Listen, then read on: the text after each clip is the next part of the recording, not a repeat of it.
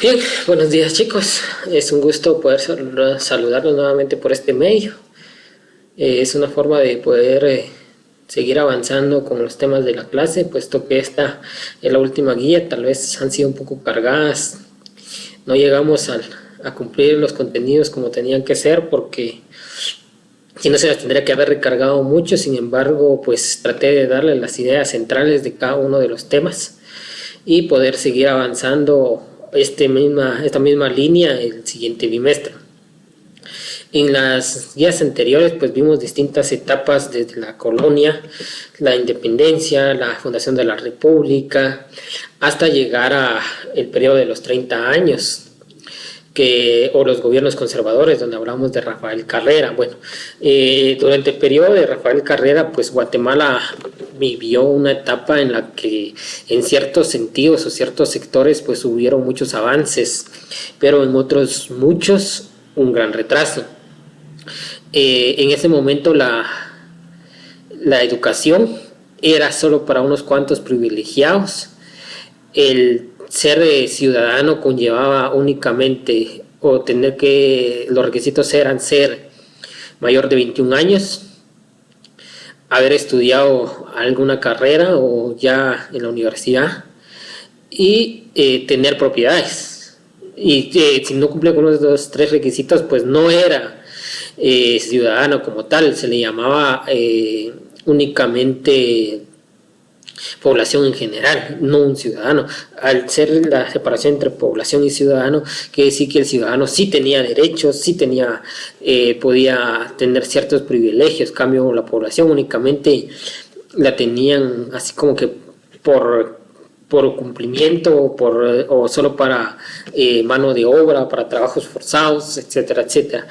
Entonces había muchas limitaciones en este gobierno, por eso eran conservadores. No habían tantas libertades, tantas oportunidades como lo vamos a ver ya dentro del liberalismo. En consecuencia, los liberales formaron un ejército, se enfrentaron al presidente Vicente Serna, sucesor de Rafael Carrera, y lograron derrocarlo el 30 de junio de 1871. Los principales rebeldes liberales de ese enfrentamiento fueron Miguel García Granados y Justo Rufino Barrios, que más tarde serían presidentes del país. A partir de 1871 comenzó una época de cambios en la que se desarrollaron la economía, la educación y las otras obras públicas. El periodo de la historia de Guatemala comprendido entre la reforma liberal y la revolución de octubre de 1944 se le conoce como régimen liberal. Si nos damos cuenta, son más de 70 años. Entre las principales características encontramos eran gobiernos democráticos, en realidad fueron dictaduras. O sea, supuestamente eran democráticos, o como lo tenemos hoy en día, se los pongo así. Se supone que nuestros presidentes de los últimos años pues los hemos elegido democráticamente, pero como lo platicamos en su momento muchas veces aquí en clase, realmente no velan o no se interesan por los derechos o por el bienestar del pueblo, que supuestamente son quienes lo eligieron. Al contrario, solo vienen y buscan el beneficio de aquellas personas adineradas, la clase oligarca, aquellas de familias que yo les mencionaba con apellidos, que son las que dominan y mantienen la economía o las grandes empresas de Guatemala. Acá no se las puedo decir, pero ya ustedes tienen una idea en general de eso, o si no recuerdan, o pregúntenlas por medio de mensaje, ahí se las puedo responder, no hay ningún problema. Es que solo importaba lo que el presidente decidiera, como leíamos en el fragmento de Miguel Ángel Asturias. Ausencia de democracia. Solo participaba el 5% de la población en las elecciones. Se excluía a los hombres que no sabían leer ni escribir y todas las mujeres. Esto era lo que les decía arriba. Se consideraba ciudadanía únicamente a los hombres que sabían leer, escribir, tenían propiedades y que eran mayores de 21 años y que cumplían con los otros requisitos. Entonces eso hacía que, por ejemplo, en ese momento de la historia teníamos alrededor de 1.5 a 0.8 millones de habitantes, una mínima cantidad de lo que tenemos hoy en día, pero a pesar de eso solo el 5% era considerada ciudadanía, que tenía derecho a elegir, derecho a participar en la política, en la iglesia, etcétera, etcétera. Entonces lo demás era únicamente personas comunes y corrientes que no tenían estos derechos. El derecho al voto fue concedido a las mujeres alfabetas en 1945 y fue empleado en las analfabetas en 1965. Si nos damos cuenta en los años, esto fue posterior a la revolución de 1944. Gobernantes dictadores utilizaban la fuerza o la presión para mantener el control total de la población. Falta de respeto a los derechos humanos, las libertades y los derechos estaban muy limitados a la clase que ya les habíamos mencionado. Favoritismo de empresas extranjeras. Se establecieron compañías estadounidenses como la fruitera United Fruit Company, la ferrocarrilera International Railways of Central America, que además tenía el control del correo y la empresa eléctrica. Todos gozaban de muchos privilegios, como veremos en los apartados siguientes. En este momento también existió la expropiación de la tierra para entregárselas a las fincas de café. Se la quitamos a la gente común, a la población indígena, y se las damos a las grandes empresas extranjeras como la United Fruit Company, entre otras. ¿Para qué? Para que ellos se sigan haciendo ricos. Posteriormente encontramos a los principales gobiernos del régimen liberal. Hubieron 12 gobernantes, de ellos estudiaremos los principales. Entre el primero estuvo Miguel García Granados. Su mandato abolió los monopolios, restableció la libertad de prensa, promovió las obras públicas, creó la bandera y escudos nacionales, y expulsó a los jesuitas, de nuevo. Los jesuitas era una orden religiosa que vino en tiempos de la conquista de Guatemala. En la época de la colonia en Guatemala existieron muchas órdenes religiosas que estuvieron a cargo, tuvieron en sus manos poder adoctrinar o ayudar a que los indígenas se convirtieran al catolicismo, que es algo que también cambian estos gobiernos. Entonces, dentro de esas órdenes encontramos a los jesuitas, encontramos a los mercedarios, a los dominicos, a los franciscanos, y todas estas iglesias, pues, todo esto lo vemos en la Antigua todavía. Y quienes habían regresado a Guatemala durante el gobierno de Rafael Carrera para encargarse de asuntos educativos. Este presidente, Miguel García Granados, fue derrocado por Justo Rufino Barrios.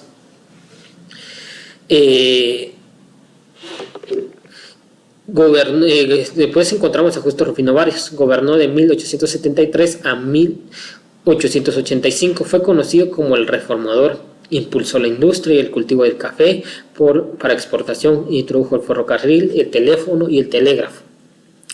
Fundó el Banco Nacional y promovió la educación. Su ambición era integrar a Centroamérica en una federación, pero su plan fue rechazado.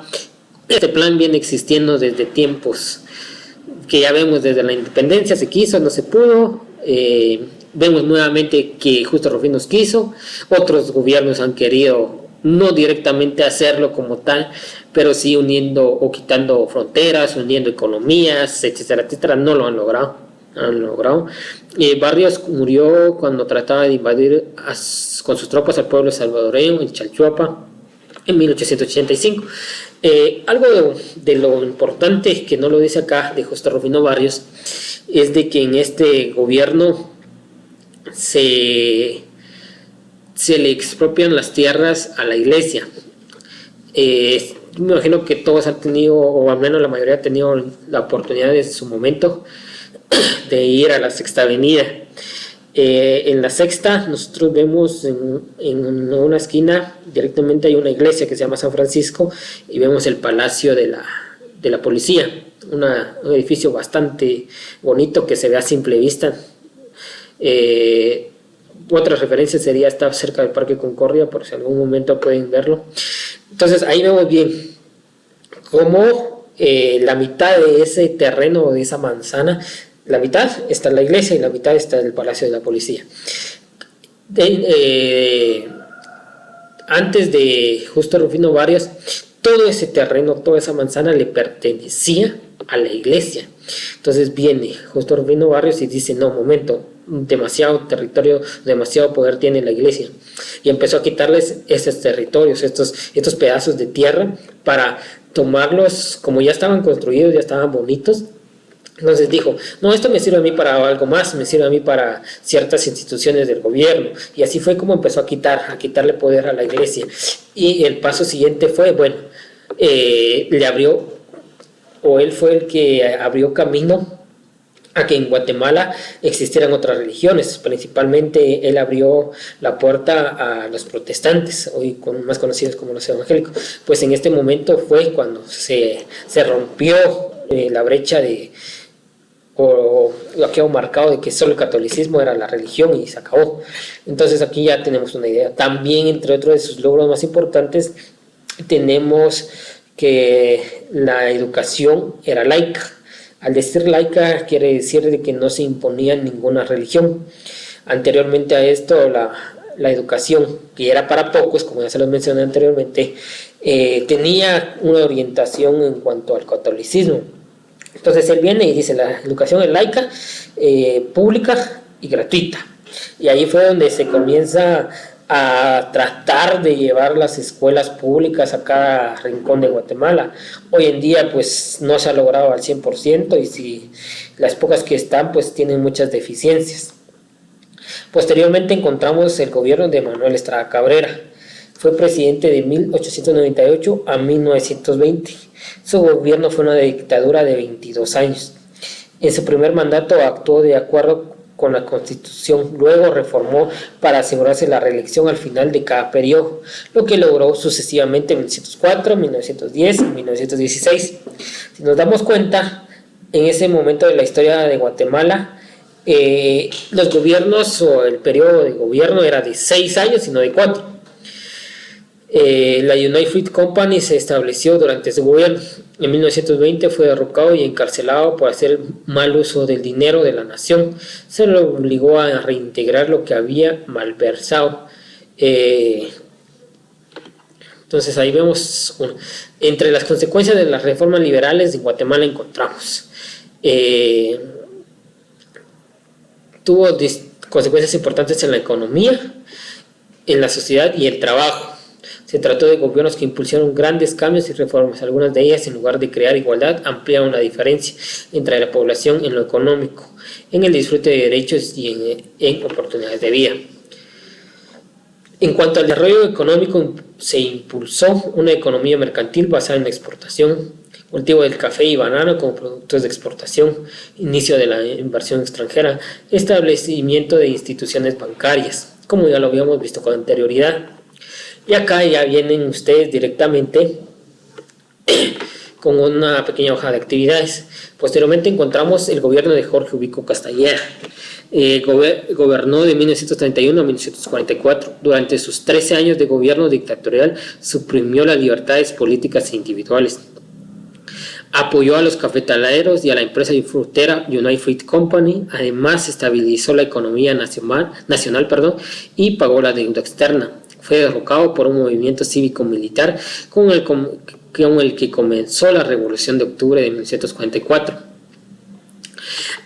Algo importante del gobierno de Jorge Ubico, él tiene cosas buenas y malas. Entre las cosas buenas, él había creado una ley de la vagancia. Si a ustedes los miraban en la calle, sin hacer nada, sin estar trabajando, al menos ya tener más de 15 años, los agarraban y se los llevaban a trabajar a las carreteras o a las fincas. Yo creo que ninguno de ustedes estuviera libre, todos los hubieran agarrado ya en algún momento, porque a ustedes les encanta andar paseando o andar haciendo ahí o solo jugando. En ese momento eso no era tan permitido. Entonces, esa era una de las cosas buenas y malas. También en este gobierno, pues, los presos eran obligados a trabajar y a ganarse su comida. Hoy en día vemos que muchos de ellos están mejor que nosotros o tienen más privilegios que nosotros. Entre sus logros más importantes fue que él dejó bastantes obras arquitectónicas importantes. Encontramos las primeras en la finca La Aurora, lo que hoy conocemos como el Museo de Arqueología o el Museo de Arte Moderno, en sí el zoológico, y todos estos fueron edificaciones que se hicieron dentro del gobierno de Jorge Ubico y tenía una única finalidad de ser un espacio para celebrar su cumpleaños. Entonces estos fueron construidos directamente para la celebración de su cumpleaños, no tenían más que eso. También él construyó el Palacio Nacional, fue inaugurada exactamente para otro de sus cumpleaños. En el palacio pues encontramos nosotros distintos rasgos, encontramos 5 arcos, 5 ventanales. ¿Por qué? Porque tanto Jorge como Ubico llevan 5 letras, 5 vocales, etc. Entonces, esto lo representaba él en el palacio. ¿Por qué es color verde?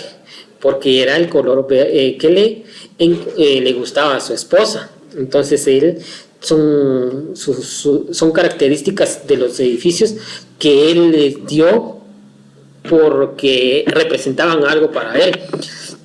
Al igual también dejó lo que es el Palacio de Correos o el edificio de Correos en Guatemala, en la capital, que hoy lo vemos como el Arco de Correos, lo conocemos. Y también encontramos otro montón de cosas sobre él. El régimen agrario promulgó la ley agraria con fines de asegurar que las fincas cafetaleras contaran con muchas tierras. Los dueños de estas fincas se convirtieron en la clase alta del país. Ya ustedes saben quiénes son. A ellos se unieron también antiguos criollos. Ya saben, algunos disponían de la ley agraria de esta época fueron expropiación de las tierras comunales, quitaban la tierra a las personas comunes, corrientes, y se las daban a estas personas. Expropiación de tierras y propiedades de la Iglesia Católica y comunidades religiosas. La comenzó Justo Rufino Barrios y la termina él. Eliminación de los arrendamientos de la tierra a largo plazo de los que disfrutaban parte de la población indígena. También encontramos la ley agraria. Perdieron sus tierras y fueron obligados a trabajar en las fincas del café.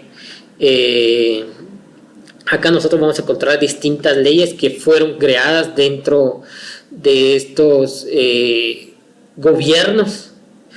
Algunos buscaban el beneficio de las poblaciones, algunos solo de las clases oligarcas, ustedes ya saben. Para terminar, Guatemala como enclave bananero. El banano, después del café, fue el segundo producto de exportación y la principal fuente de ingresos de Guatemala de 1898 a 1944. Las empresas fruteras United Fruit Company se dedicó a la siembra y comercialización del banano. Ayudó a construir la vía del tren hacia el Atlántico, que únicamente tenía como fin primordial servirle a la United Fruit Company. Las empresas bananeras controlaron las economías de los gobiernos de varios países de Centroamérica como Honduras, Guatemala, Nicaragua y Costa Rica. A causa de esta situación social, política y económica en la que las bananeras tenían más poder que los propios gobiernos, estos países fueron llamados enclaves bananeros. En la actualidad, el cultivo de banano para exportación sigue teniendo mucho peso en la economía centroamericana. Y posteriormente encontramos nosotros distintas actividades que ustedes tienen que ir realizando en base a lo que leyeron de este documento. Recuerden que cualquier duda me pueden escribir por cualquiera de los medios y con gusto se las aclaramos. Espero que sigan tomando sus medidas de precaución, no solo por ustedes, sino también por las personas que los rodean. Y poder vernos pronto. Hasta luego.